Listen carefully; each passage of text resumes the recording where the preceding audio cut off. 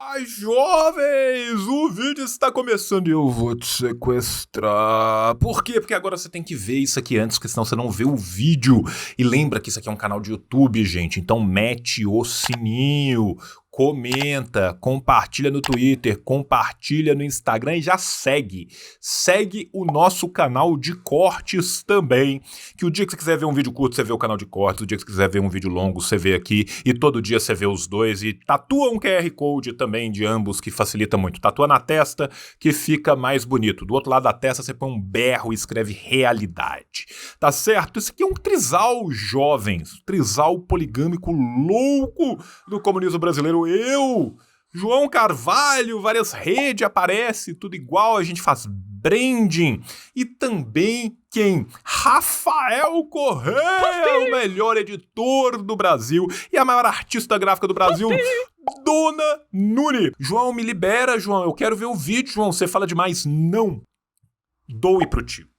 Este canal precisa de você. O tio está sorteando 120 livros por mês, 1.440 livros por ano. Eu gasto 60 mil reais no ano para fazer isso acontecer e eu tenho você, eu, Deus e a roda da frente. Então manda o Pix aqui.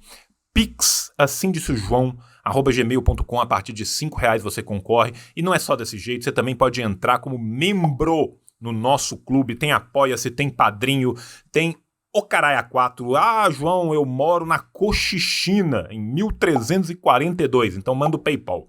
Tem PayPal também no mesmo e-mail do Pix. Agora é isso. Agora você pode ver o vídeo. Tio te ama. Beijo. Tchau! Falha e falhará.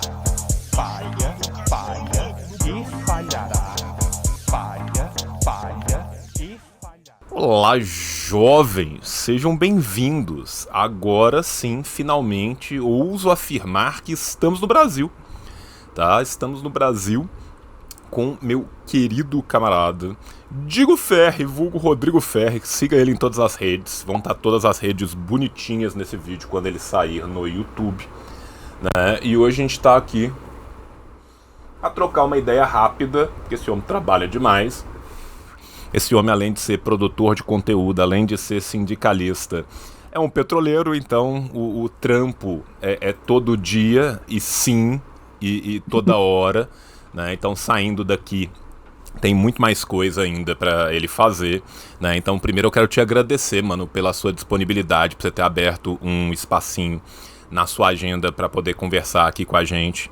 Tá, que você sabe que pra mim é uma honra, né? Tipo, a gente já teve a oportunidade de se conhecer ao vivo hoje em dia, né? Mais que amigas, friends, né? Se juntas já causa, imagina juntas, né? Então, assim, porra, puta prazer ter você aqui de novo no canal, né? Então, assim, pra quem não te conhece ainda, cara, pra quem não viu a última live, não acompanha seu trampo, fala um pouco do trampo que você tá fazendo, fala um pouco dos seus canais, pra galera poder te conhecer. Beleza.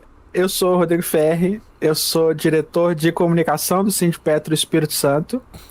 Eu trabalho na Petrobras há 15 anos. Entrei na Petrobras como técnico de operação, que é aquela pessoa responsável por fazer os postos de petróleo continuarem funcionando e operando.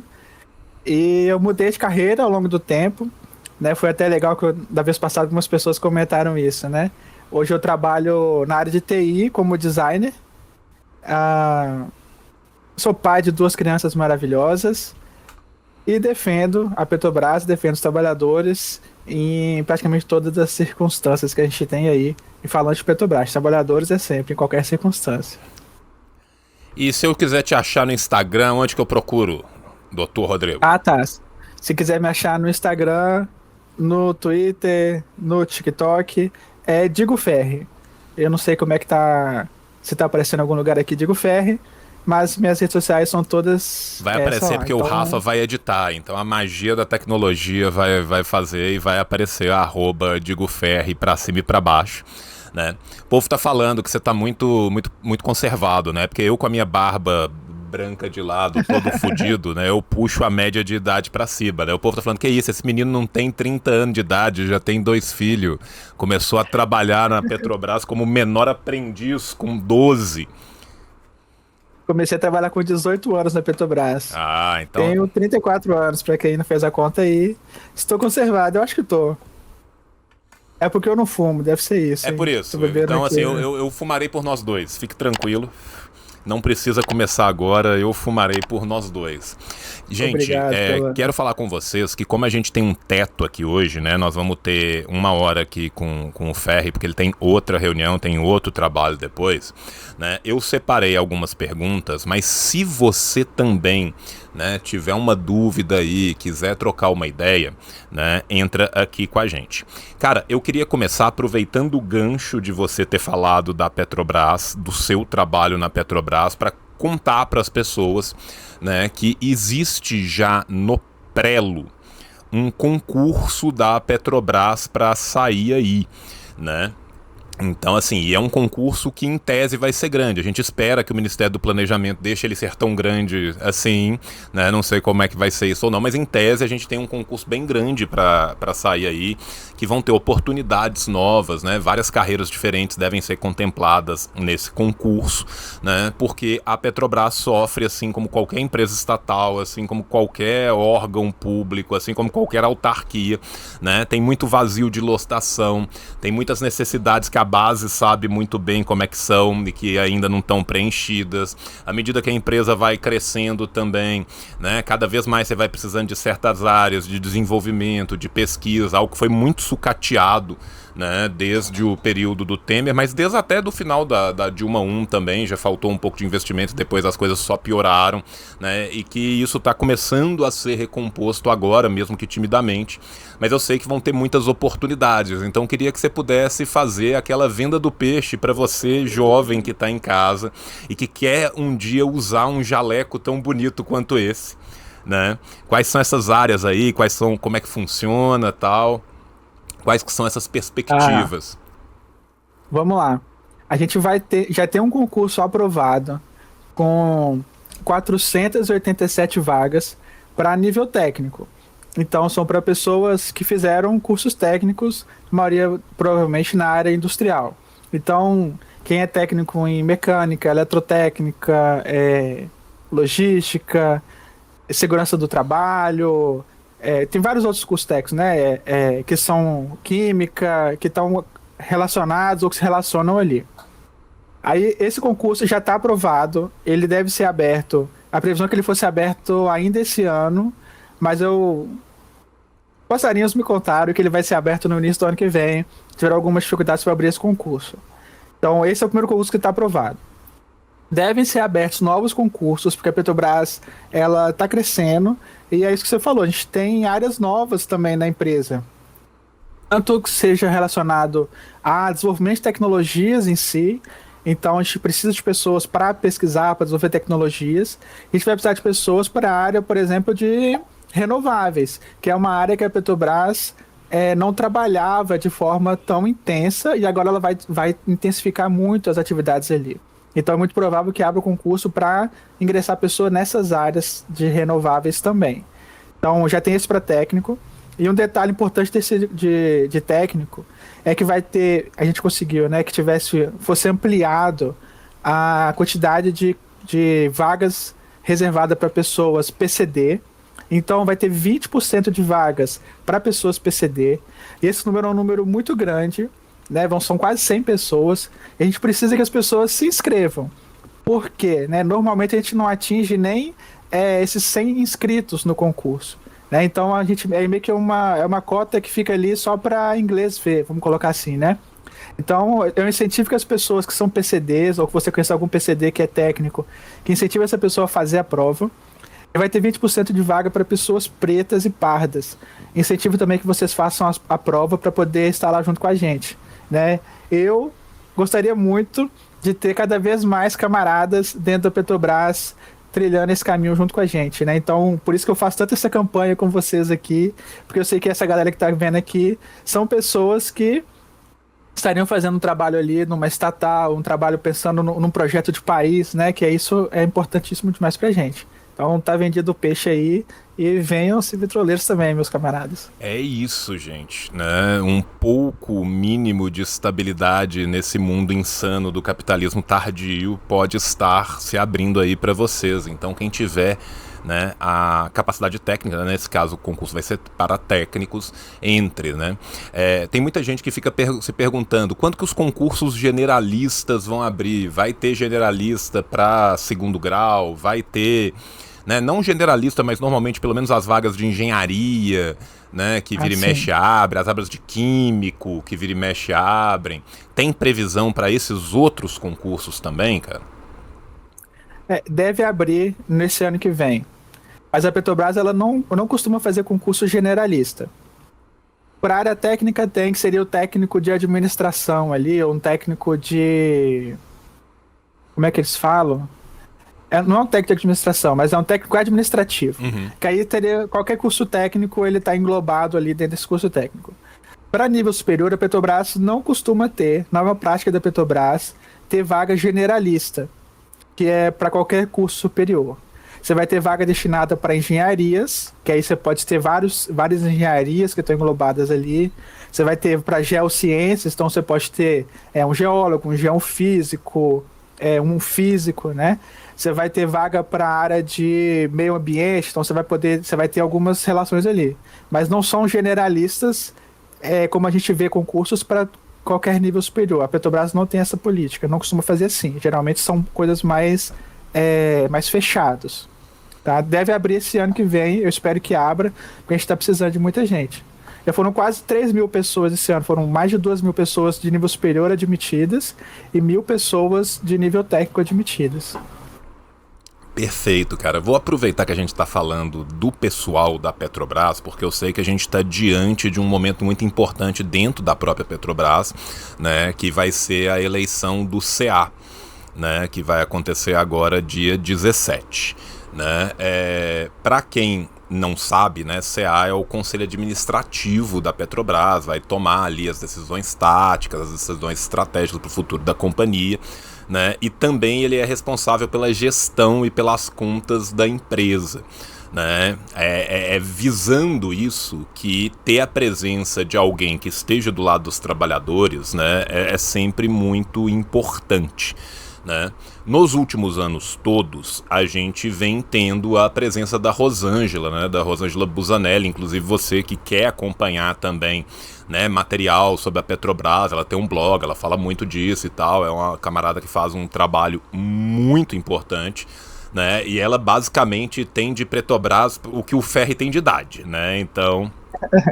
Rosângela é uma mulher que tem uma vasta experiência. Cara, se você pudesse falar um pouquinho, né, do CA, dessa importância na luta dos trabalhadores, unido, né, obviamente, aos sindicatos, unido, obviamente, a como que isso funciona, né, e dessa eleição que tá chegando aí, porque eu sei que também que a nossa live vai atingir muita gente na base, né, cara, porque tanto eu quanto você, a gente tem esse prazer, essa alegria, né, de receber esse feedback da galera que tá na plataforma, da galera que tá espalhada pelo Brasil inteiro, né, da própria Petrobras que tá nos ouvindo, não só na Petrobras, mas nas suas diversas subsidiárias, né? Então meu beijo, meu abraço aqui para todos os camaradas, todas as companheiras, companheiros e companheiras que estão aí nos ouvindo, né? Se você pudesse falar um pouquinho do CA e dessa importância, cara, pensando em todo esse desmonte que foi feito e como que as coisas podiam ser ainda pior, eu acho que ia ser legal até também pra galera que não conhece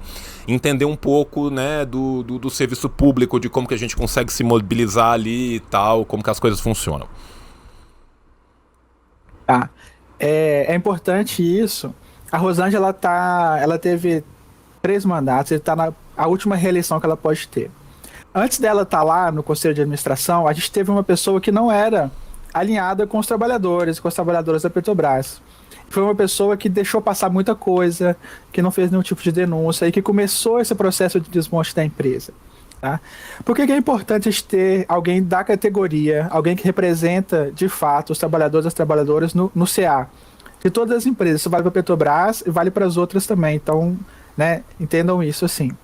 Lá no Conselho de Administração é onde é discutido e é onde é aprovado o planejamento estratégico, que a gente vai discutir mais para frente, da empresa. Então lá vai discutir para onde que a empresa vai investir, que tipo de investimento faz sentido ou não, níveis de investimento. Vai definir também, é um local que eles fiscalizam e fazem algum tipo de controle ali em relação à diretoria da empresa. Então, é uma forma também de compliance, ali, de conformidade, de você ter alguém que vai estar vistoriando a empresa, porque o conselho de administração tem pessoas indicadas direto do governo, que é o maior acionista, e tem pessoas indicadas dos acionistas minoritários, do mercado. A única pessoa que é, digamos assim, independente é a do conselheira dos empregados da empresa, né, da Petrobras. Então ela tá lá, ela faz o seguinte, ela tem o voto dela, e o voto dela não é um voto que... Ela não é capaz sozinha de mudar as decisões, ela consegue influenciar, ela consegue pautar diversas coisas, como faz, mas ela consegue também fazer muitas denúncias, né? Ela consegue falar assim, olha só, a empresa está indo para um sentido que não é um sentido legal, a gente pautou privatizações, então as privatizações que a Petrobras teve nesses anos anteriores foram aprovadas pelo Conselho de Administração. A privatização da Eletrobras foi aprovada pelo CA da Eletrobras. E assim por diante, né? Então, quando a gente tem alguém lá dentro que deveria estar nos defendendo, na verdade ela está entregando a nossa cabeça na bandeja, isso é muito ruim. Eventualmente, o voto dela pode ser o voto que vai definir ali pro que rumo que vai acontecer. Mas ela tem esse papel de fazer a defesa dos nossos interesses lá dentro. A gente tem vários locais de disputa de interesse, de influência, de poder dentro da Petrobras e na sociedade. A gente tem o sindicato, a gente tem os cargos da empresa, e a gente tem o conselho de administração, que vão fazer essa disputa, vão fazer essa influência em todos esses níveis. E a Rosângela, como você bem falou, né, ela tem tempo de Petrobras e tempo de vida. Ela poderia ter se aposentado, recebido aquele sopão, né, no jargão popular, para se aposentar, e uma pessoa que tem mais de 30 anos de Petrobras, que ela é geóloga, ela receberia um sopão bastante generoso, e ela optou por não receber, e ela não vai poder receber agora, quando ela for sair, para poder estar no Conselho de Administração defendendo os interesses da categoria. Então ela é uma pessoa que está ali comprometida com os nossos interesses, ela não está ali pensando só em se promover e nada disso, muito pelo contrário, ela se promove até pouco, né? Ela poderia se promover muito mais. Não, muito bacana, cara. Eu quero aproveitar que a gente chegou nesse ponto e que a galera também tava falando muito dos desmontes, dos ataques, de tudo que a gente teve, pra gente ir para 2 pontos aqui que eu acho muito interessantes. Antes eu vou só aproveitar aqui e agradecer ao Charles, que tá sempre aqui conosco, e mandou uma pergunta, né? Que ele perguntou assim, porra, por falar em desmonte, por falar nisso tudo, a quantas anda, né, a questão da Petrosix, a quanta anda lá o rolê do pai de Dona Gabriela Hard, né, que mandou o famoso raposo não pegue, né, meteu o pendrive comestível na boca e saiu roubando tudo. Né? Pelo que eu sei, né, a questão está toda judicializada, né, e agora tem desenvolvimentos ulteriores que vão depender dessa própria judicialização da questão. Você, Ferri, que está lá dentro, você tem alguma notícia para além disso que possa ser aberta assim, ou por enquanto é aquele famoso entremos na justiça e estamos esperando? É exatamente isso, a gente entrou na justiça, está esperando o processo andar, né? A gente não pode chegar lá e tomar de volta o ativo pra gente. Infelizmente, não funciona assim, né? Adoraríamos, né? Adoraríamos. Adoraria, não ficaria triste se isso acontecesse. Mas a gente vive num processo democrático, Estado Democrático de Direito e tal, que a gente tem hoje, né? A nossa democracia burguesa, né, e tal. A gente não pode fazer isso. Então está judicializado, estamos aguardando os próximos movimentos ali, né? Esse é o ponto que a gente tem, que a gente pode passar também. Não, justíssimo, justíssimo. Cara, falando ainda dos desmanches, né? Eu tava trocando ideia, vou contar um caso engraçado pra vocês hoje. Eu, como cruzeirense, toda vez que eu escrevo Lubinor, o meu corretor automático do Zap muda pra Luvanor, tá? Que é ainda resquícios de eu chorando gol perdido na Série B, tá? Então eu tava conversando com o Ferri, mandei um Luvanor, tava conversando com o Lu e mandei outro Luvanor. Ele, porra, Luvanor? O que é isso? Eu, não, é Lubinor, tal. E então, assim, voltando, né, ao nosso querido Luvanor, vulgo Lubinor, né, a gente teve a rescisão da venda da Lubinor, né? E junto da rescisão da venda da Lubnor, eu quero passar também junto com isso para a gente começar a pensar também em algo muito importante que a gente teve, né? Que é o novo planejamento estratégico de 24 até 28. Né, que para além disso nós vamos poder entrar numa discussão mais pormenorizada dele, que eu acho que é o melhor que a gente pode trazer aqui, né, porque é aquela famosa coisa, né, a barra estava tão embaixo que, considerando aonde estava a barra, foi bom, mas podia ser melhor.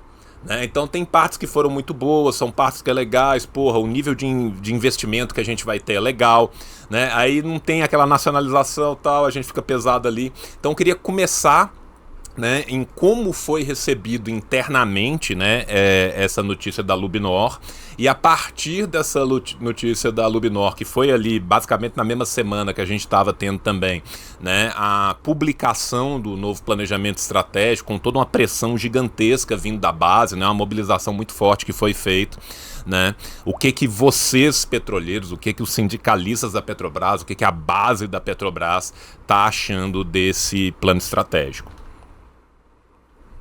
A Lubnor, nosso Luvanor, eu também sou cruzeirense, né? Foi motivo de muita alegria, muita comemoração a gente ter conseguido pegá-la de volta, né? Foi uma questão contratual, então existia um gatilho no contrato que dizia que deveria resolver determinadas condicionantes legais até o prazo X, e não conseguiu se resolver esses gatilhos contratuais ali em relação ao estado do Ceará, tá? Porque tinha algumas questões fundiárias e tal. Quando deu o prazo, que não atendeu nesse prazo aqui, era o início, né? A Petrobras falou, já não atendeu o prazo, acabou, encerra esse contrato, me devolve aqui, não quero mais saber disso. É uma mudança completa de postura da empresa. A gente não tem mais a ideia da Petrobras de privatizar ativos, especialmente refinarias. A Lubnor é uma refinaria extremamente importante e estratégica, que ela é uma refinaria que produz asfalto para aquela região ali do norte e do nordeste. É uma refinaria que produz lubrificantes extremamente especializados para quem é da área de elétrica, né? Aqueles super transformadores que a gente tem em usinas hidrelétricas e tal, eles usam lubrificantes específicos lá dentro. Quem produz esse lubrificante é a Lubnor e uma outra refinaria lá na China. São esses dois lugares que produzem esse lubrificante.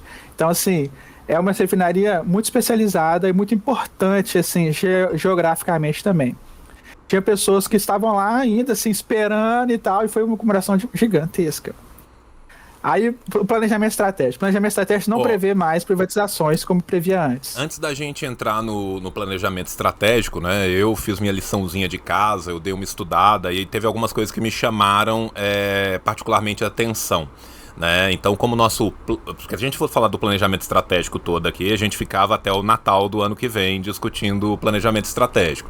Desses pontos que foi uma coisa que, assim, que me deixou muito feliz em ver, né, foi as Fafens estarem de volta no plano para os próximos 4 anos, que eu acho que é, assim, um dos maiores erros que foi cometido historicamente. Se a gente tivesse com as Fafem aqui funcionando, a gente tava entupindo o rabo de dinheiro em vez da Noruega, né? Tava resolvendo muito problema interno e não precisava de taxar a Shine, né? Então, assim, a Fafem é muito importante para o desenvolvimento da soberania do Brasil, né? A ideia de começar essa transição, né? Você vê, assim, muito investimento em renovável, investimento em biorefino, e isso é legal, né? Agora... Deixa eu falar antes da Fafem, pra gente passar pros outros. Vai no Apolo, então. Fala o que eu ia falar. Não, assim, a fábrica Fafem, né, alguém colocou no chat aqui, é fábrica de fertilizantes nitrogenados. É um recurso importantíssimo para a nossa agroindústria do Brasil, né? Então, o Brasil, que é um país que produz muito, né, do agronegócio. Não estou aqui defendendo agronegócio, longe de mim. Até tem amigos que participam do agronegócio. mas é importante para a nossa economia, né? A gente pensar de forma global. É importante que a gente tenha insumos que sejam economicamente viáveis. Tá? E se a gente consegue produzir isso dentro do Brasil, melhor. Então a Petrobras é como se fosse um subproduto do processo da produção de refino do petróleo, a gente poder fazer esses fertilizantes. Então a gente volta para esse cenário E a gente reabre as nossas faféns que estavam hibernadas. Olha a loucura, né? A gente transformou essas fábricas em fábricas fantasmas. Eu tive lá no Paraná, é uma coisa estranhíssima você chegar lá e tá tudo assim, janela quebrada, teia de aranha e tal, né? Então a gente está reabrindo isso. Vai gerar empregos nesses locais. Então é no Paraná, no Mato Grosso, no Sergipe e na Bahia. Então é bem espalhado assim no Brasil. Isso é fundamental, tá? E era fundamental para essas regiões também que dependiam dessas indústrias. Aí, falando um pouco de transição energética, né? Uma coisa interessante desse planejamento estratégico é que todo planejamento estratégico ele está orientado pela transição energética e está orientado pela diminuição dos impactos ambientais da Petrobras. Então, a Petrobras ela aumentou lá 150% no valor que ela vai investir para renováveis. É um aumento absurdo. Se a gente pensar que ela aumentou 30% o valor do plano geral, ela aumentou 150% o valor de renováveis. Só que isso não conta todos os investimentos que ela está fazendo nas outras áreas. Então a Petrobras prevê aumentar a produção de petróleo, mas ela prevê continuar com o mesmo nível de emissão que ela tem hoje de CO2 ou até diminuir. Então pensa assim, a gente vai sair de 2 milhões para chegar em 3 milhões de barris por dia e vai continuar emitindo o mesmo tanto que a gente emite de CO2 hoje.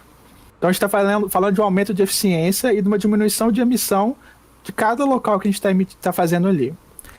Isso vale também para o investimento no refino e no biorefino, que você estava falando, né? Então a Petrobras vai investir em refinarias específicas para a produção de bioprodutos, sejam eles biocombustíveis ou sejam eles, não sei, biopetroquímicos, né? Não é petroquímico, mas é para substituição aquilo ali. E ela vai investir para as refinarias que elas tenham cada vez mais componentes renováveis. Então parece que é tímido o investimento em transição energética, o investimento em renováveis, mas ele está entranhado em todas as frentes que a Petrobras tem agora. Isso é uma coisa que ficou muito evidente e que me chamou muita atenção, né? Essa preocupação que a Petrobras ela não teve nesses últimos anos. Definitivamente ela não tinha essa preocupação, muito pelo contrário. Se ela pudesse só queimar, provavelmente ela faria isso, né? Então ela tá com essa preocupação, ela tá fazendo isso direto ali.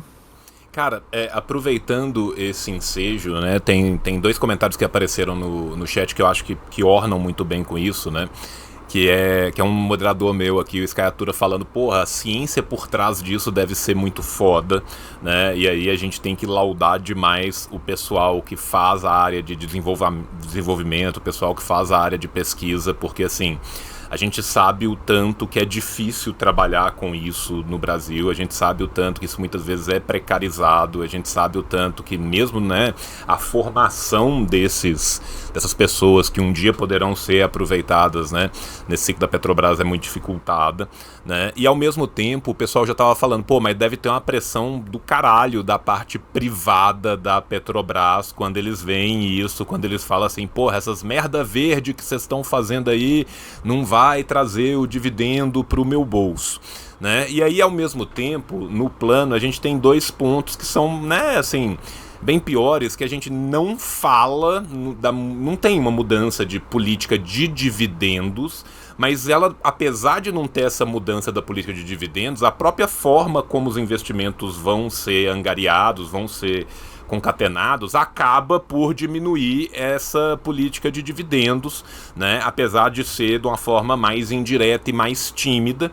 né? E tem uma outra parte também que, né, que fica meio assim, que não fala na recompra, que fala na recompra de ativos, mas não detalha quais seriam, e também não fala da política de distribuição, né? E aí, pouco tempo depois, saiu na mídia toda aquela notícia de que há uma possibilidade de se reestatizar parte do grid de distribuição, todo o grid de distribuição, mas que está tendo uma briga política tal, nisso que mais uma vez é o setor privado, né, tentando lutar para prejudicar né, a parte estatal. Então eu queria que você desse uma pincelada aí, né, sobre essas relações público-privadas que rolam e toda a mobilização que é necessária necessária constante, né, tanto interna na Petrobras dos petroleiros como externa de nós que lutamos pela Petrobras, para a gente poder ter uma noção melhor, para quem está em casa ter uma noção melhor de qual rolê que é esse. Vamos lá. A Petrobras, ela tem no centro de pesquisas lá no Rio de Janeiro mais de 1.000 cientistas, pessoas que são contratadas para fazer pesquisa. A Petrobras tem mais de 9.000 pesquisadores cientistas que são, juntando com as pessoas que são do setor privado que trabalham para a Petrobras ou da academia. Quer dizer que a Petrobras ela tem mais cientistas e pesquisadores trabalhando para ela do que qualquer outro local do país. Não tem uma universidade que tem 9.000 cientistas trabalhando ali na universidade. Então é por isso que consegue fazer esse tipo de coisa, né? A Petrobras ela poderia ser assim, a NASA do Brasil, né? Então a gente tem essa capacidade, porque a gente tem um corpo técnico de pessoas, além de ser muito capacitado, é muito grande também. Investe muito nisso. A Petrobras ela tem dinheiro reservado para isso. E ela tem verba legal, então ela tem que investir 2% do lucro dela em pesquisa e desenvolvimento. Se você pensar que a Petrobras já deu esse ano 100 bilhões de lucro, ela tem que investir pelo menos 2 bilhões de lucro. Talvez seja o orçamento do MEC, né? Eu não sei. E aí ela investe às vezes até mais do que isso também, além da verba obrigatória ali em pesquisa e desenvolvimento. Então por isso que ela consegue fazer isso, né? Ela tem essa possibilidade, essa flexibilidade enquanto empresa, né? Mas existe a pressão do mercado, existe a pressão também de pessoas dentro do governo para que ela não faça esse tipo de investimento, ou para que ela não reduza emissões, porque isso tem custo, né? Então a Petrobras, sempre que ela fala, né, aí o Jean Paul vem falar, alguém me falar de colocar catavento, investir em energia solar, então o pessoal fala, mas isso daí não gera tanto emprego quanto uma plataforma, né, uma refinaria, gera 30 mil, 50 mil, 100 mil empregos. Não vai gerar tanto emprego ali, então o pessoal fica muito preocupado com esse número de empregos que está gerando, com cortar corda, né, vai lá cortar a fita de inaugurar e tal. Então existe essa pressão também por parte política, né, de dentro do governo ali, do centrão e tal. E claro, existe a pressão dos acionistas porque eles não querem diminuir o quantitativo de lucro, porque se a Petrobras está investindo em outras coisas, ela vai, né, se ela pega esse recurso que ela iria simplesmente lucrar e ela passa a investir, ela não vai dar para os acionistas ali. Aí já encadeia na outra fala, né? Ela mudou a política de dividendos, possibilitando que a Petrobras tivesse uma alternativa de recomprar ações. Então a Petrobras hoje ela tem ali 50,1%, o governo tem 50,1% das ações da Petrobras, é bem no limite. Então ela está começando a política de fazer a recompra de ações para o governo brasileiro ser mais soberano da Petrobras, para a gente ter a nossa soberania. Ela pode usar esse dinheiro para fazer pagamento da dívida. A Petrobras tem uma dívida ali em torno de 60 milhões ou 65 bilhões, desculpa, de dólares. Então ela pode usar esse dinheiro para diminuir essa dívida, mas ela não pode usar para depois, né? Ela não pode usar depois para fazer investimentos, mas ela pode usar antes para investir. Então tem essa possibilidade ali. E ela acaba com o pagamento extraordinário de dividendos automático, que era o que acontecia antes, né? Ela falava que ia pagar 40% ou 50%, ou 60%, mas se ela não usasse esse dinheiro para outras coisas, ia automaticamente para pagar dividendos para os acionistas. E foi isso que derrubou as ações da Petrobras. Então essa foi a mudança na política ali, de forma bem simplificada também, porque eu não sou um especialista em mercado de ações. Cara, o Vini Silva meteu uma pergunta aqui que eu achei muito interessante e que é muito legal, né? Que ele falou, mas por que as empresas privadas não aguentam o tranco e devolvem as áreas de exploração nas áreas que elas compram? Ou as empresas que compram um pedaço da Petrobras também, né? Generalizando um pouco mais essa pergunta, muitas vezes não conseguem, né? E aí, gente, se eu contar um segredo pra vocês, eu vou adiantar a resposta do Ferri. É porque a Petrobras é gigantesca. É porque a Petrobras é interligada, é porque a Petrobras é um hub multimodal de diversas cadeias diferentes que se complementam.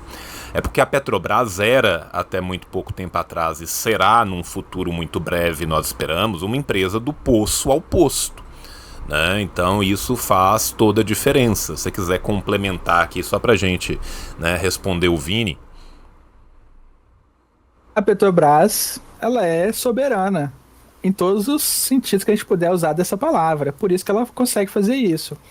As outras empresas privadas que estão operando no Brasil, elas não têm, elas não conseguem imprimir essa soberania dentro do país, porque elas têm partes da cadeia, exatamente o que você falou.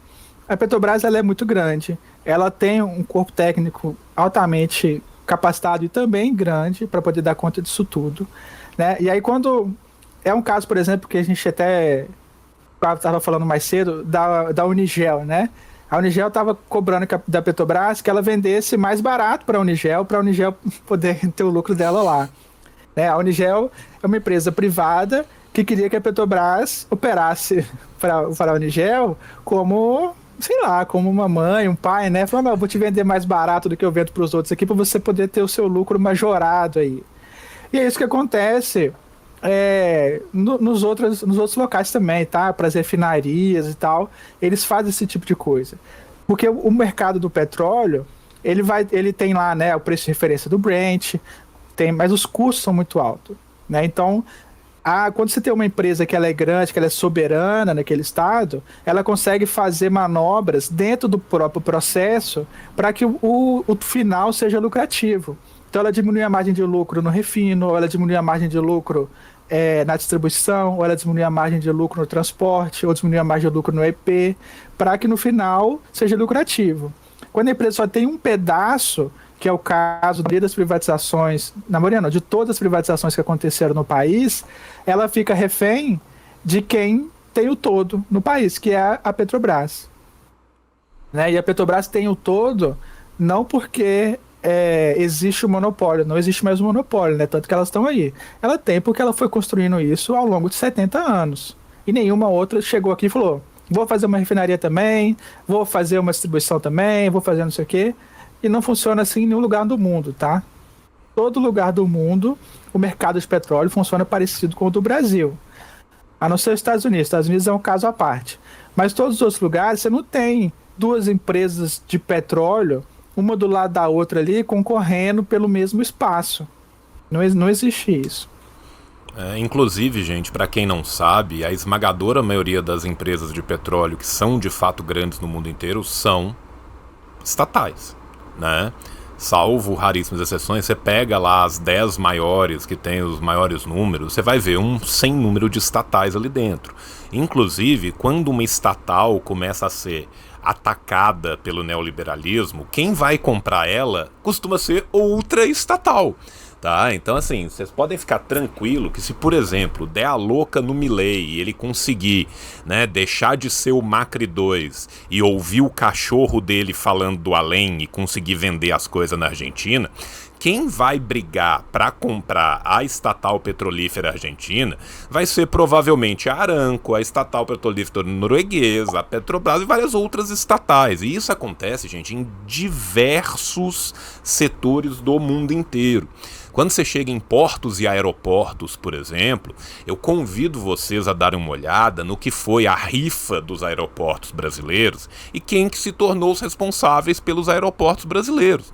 Porque boa parte dos aeroportos brasileiros estão na mão de estatal espanhola, de estatal italiana, de estatal europeia em geral, que também são o quê? Empresas estatais. Por quê? Porque esses governos protegem essas empresas como as joias da sua coroa.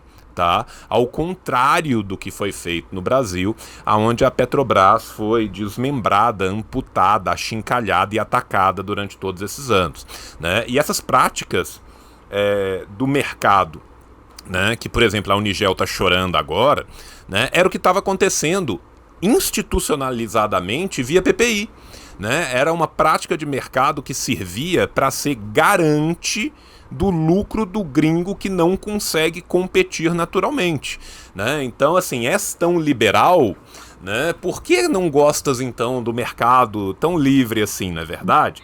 E aí é uma coisa muito irônica, né? Porque a gente chega sempre naquela mesma ladainha do Estado mínimo, de tem que privatizar e blá blá blá e blá blá blá blá blá, mas o Estado mínimo é para você que é pobre e fudido, né? Para quem tá vindo do exterior enviando dinheiro aqui, o Estado é máximo.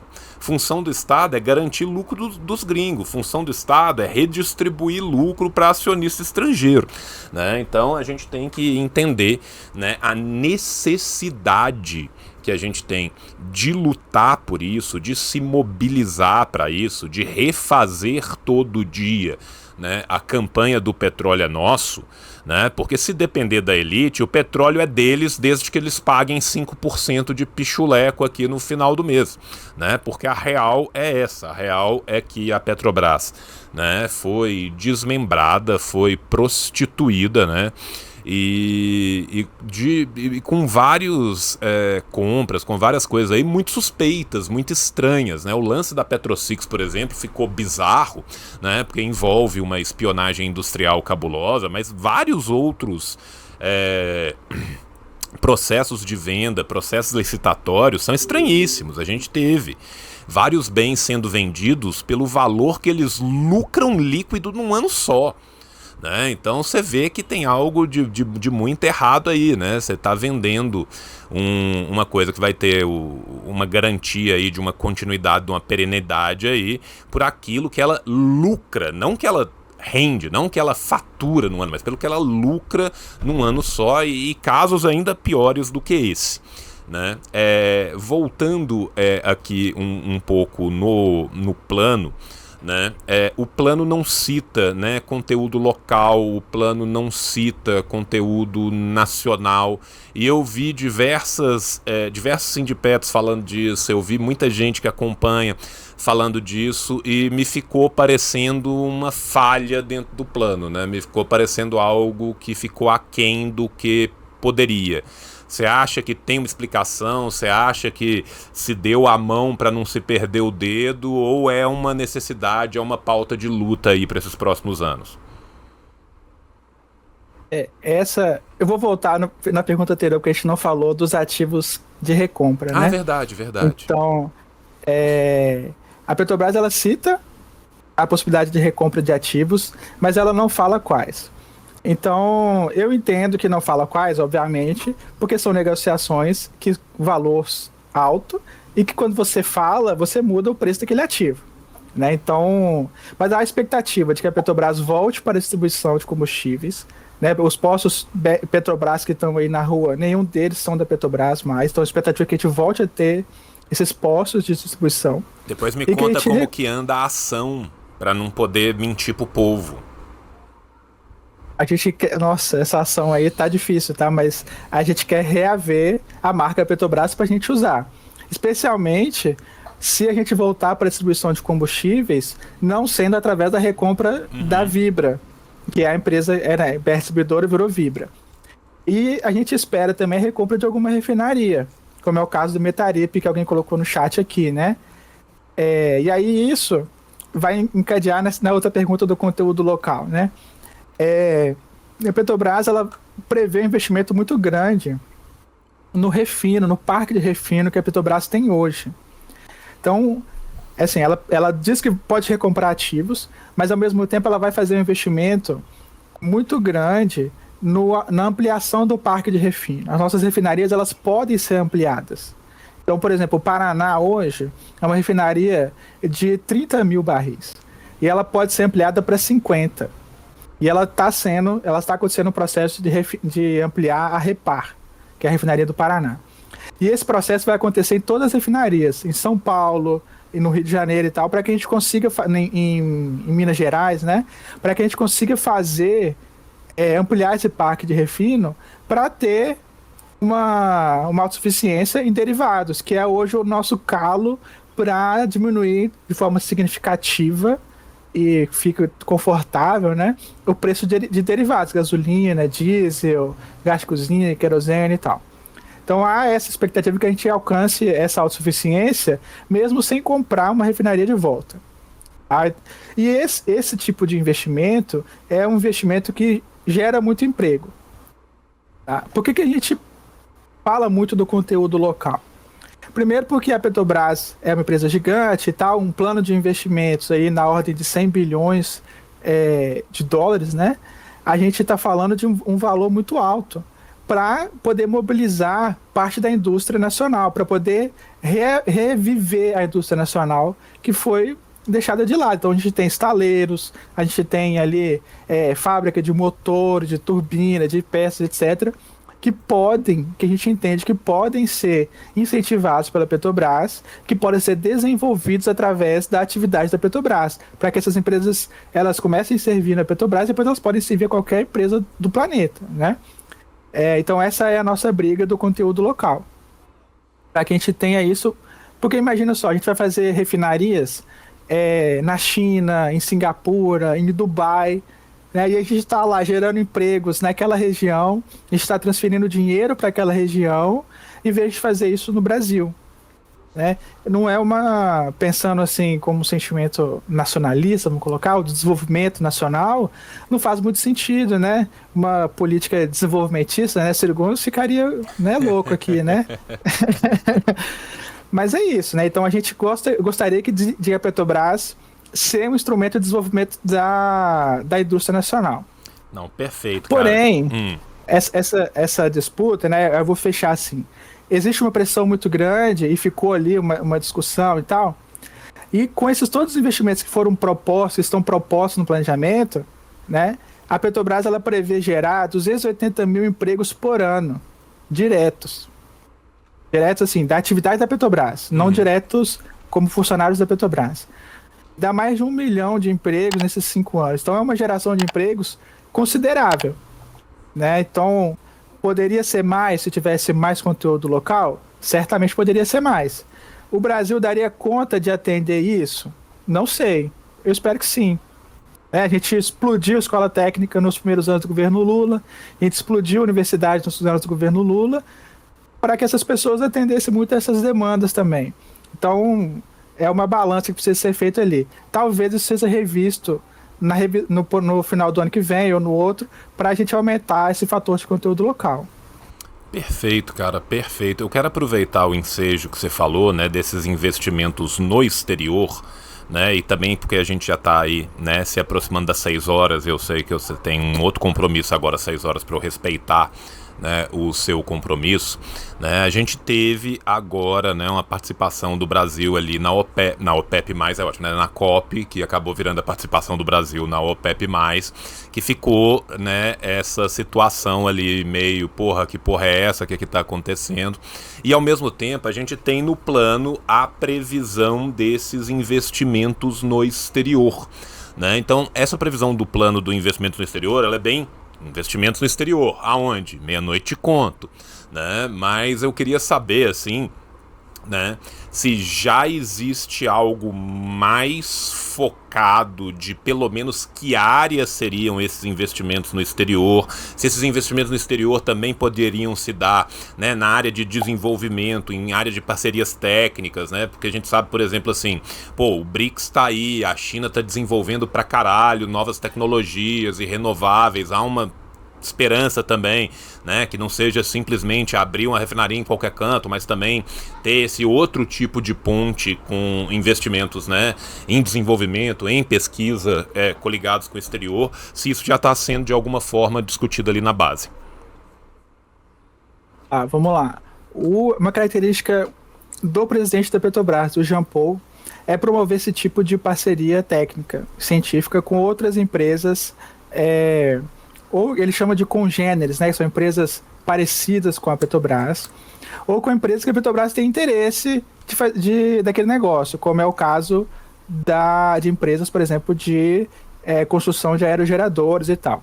Então a Petrobras tem firmado bastante parcerias no exterior com esse tipo de empresa, algumas no país também. Tá? Boa parte dessas parcerias são voltadas exatamente para transição energética. Dificilmente a gente vai entrar na China, tá? Porque a China, ela tem indústria nacional, ela promove conteúdo local, ela tem essa política lá. Então, a Petrobras não vai lá chegar na China e abrir um negócio lá. Talvez a gente possa ir lá aprender com eles alguma coisa, tá? A Petrobras está prevendo internacionalização. Eu não vou bater o martelo aqui, mas existe a possibilidade de fazer internacionalização. Voltar para a África, a Petrobras tinha operações no continente africano e na América do Sul. Então a gente pode, por exemplo, ali para a área, né, da margem equatorial, né, que tem leilões ali na Guiana, Suriname e tal. A Argentina entrou agora, né, na jogada. Eu acho, não diria que o Petrobras vá para lá, porque ainda está muito instável o país, né? Então eu acho arriscado, mas dependendo da oferta, né? Então existem essas parcerias. Existe essa intenção da Petrobras voltar para o mercado internacional, como as outras empresas estatais fazem também nos outros países, né? Então a gente tem aqui no Brasil a Equinor, tem a Total, né? A Total é francesa, a Equinor é norueguesa, e elas fazem esse tipo de trabalho vindo para o Brasil e para outros lugares do mundo. Não, perfeito. Sobre a participação da COP, a Petrobras tem muito essa ideia, e aí eu acho que existe muito ruído na comunicação, eu vou dizer. Então, eu entendo que o governo do Brasil hoje é muito orientado, muito influenciado pela Marina Silva. É um governo que tem muita preocupação ambiental, que tem um compromisso com uma agenda ambiental muito forte, e o Lula me parece que tem esse compromisso também. Pelo menos quando eu vejo ele falando, me transparece isso. Tá? E o Jean Paul também tem esse compromisso, e aí aparece às vezes que que não é coerente, né, e tal. A Petrobras, não existe a possibilidade da Petrobras ou de nenhuma outra empresa grande ou gigante do petróleo simplesmente chegar lá, desligar as chaves da indústria do petróleo e ligar a chave da indústria de geração de energia renovável. Não tem essa possibilidade. Porque envolve muito dinheiro. Então, literalmente é isso. Envolve muito dinheiro, não dá, e a gente não tem instalado a energia renovável nos outros lugares do planeta. O Brasil tem uma matriz energética muito limpa. A matriz elétrica do Brasil é mais de 80% renovável. E a matriz energética, no total, é que 50%. É um valor, assim, absurdo a níveis mundiais. Nesse sentido, porque a Petrobras, que o Brasil foi convidado, né, para participar da OPEP+. A OPEP+, o país não tem direito a voto e não tem cota, né? O que o Brasil vai fazer lá, né? O Brasil foi lá para fazer o quê? Para influenciar e dar algum tipo de direcionamento e tal para esses países da OPEP no sentido da transição energética. Então o Brasil foi convidado para influenciar lá. O Brasil não vai ter voto, não vai ter cota. Ele vai ter influência lá? Não sei. O Lula é um cara influente? Absurdamente influente em qualquer lugar do mundo. Então eu acho que tem esse prestígio do Lula ali que vai ajudar a influenciar e fazer essas pressões. Eu espero que isso aconteça. Então, a participação do Brasil na OPEP+, é só nesse sentido, não é no sentido de entrar no cartel e tal, não vai fazer. Gerou muito ruído, a imprensa brasileira, infelizmente, né, assim, fez uma cagada absurda falando que a Petrobras ia entrar para o OPEP, não foi. Né? Então, a gente precisa deixar isso bem delimitado. Aí, mais uma coisa, né, assim, para a gente ir amarrando as coisas, né? O investimento em renováveis de grande porte não talvez alguém que esteja aqui vendo a gente agora tenha instalado placa solar no telhado da sua casa aí, ou no seu prédio, tá? Investimento em geração de energia renovável de grande porte não é da mesma forma. Você não assina um contrato e bota 10 placas ali. Tá? A Petrobras ela vai fazer contrato de 1.000, 2.000, 5.000, 10.000 placas solares. Vai fazer aerogeradores gigantescos para gerar energia. A Petrobras, quando entrar nesse circuito, é para gerar energia para uma cidade, para um estado, para um país inteiro. São projetos que demoram anos para acontecer. A gente está desenhando os projetos agora para daqui a 5 anos eles começarem a ser implementados, 4, 5 anos. Então, provavelmente, esse governo do Lula não vai inaugurar parques eólicos ou parques solares de grande porte. Talvez ele inaugure algum piloto, alguma coisa ali, mas não vai chegar agora. São projetos de anos, né? Por isso que a gente fala em transição.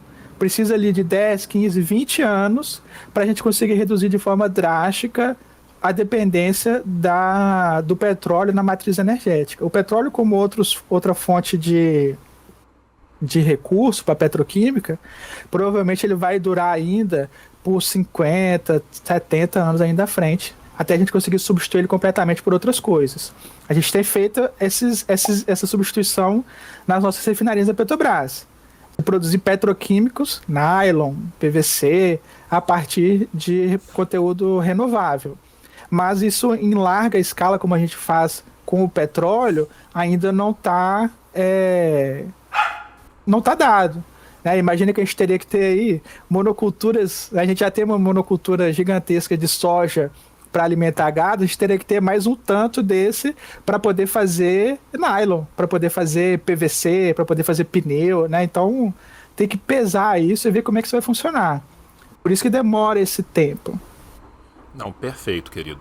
Ó, como eu sei que você tem compromisso 6 horas, já são 6 horas, né? Eu queria fechar rapidamente com uma pergunta que foi mandada aqui pela Mr. Zivete, que está sempre aqui com a gente, que a gente falou de vários concursos e não falou dos concursos da área da TI. E tem muita gente aqui que vê a gente que tem também, né, o seu trabalho aí focado na área de TI, né? Existe essa abertura de concurso para os programadores? Eles precisam de ter diploma? Como é que funciona essa parte da TI dentro da Petrobras? Seguramente. A Petrobras admitiu esse ano, sei lá, deve ter admitido umas 500 pessoas só da área de TI esse ano. Tô dando um chute aqui, mas foi um número muito grande, tá? Só na minha gerência lá, já foram 30 pessoas na minha gerência. Então, existe muito essa demanda, porque a gente tem trabalhado cada vez mais com tratamento, interpretação, né, análise de dados. Então, existe muito essa demanda. Para trabalhar na Petrobras, você precisa de um diploma.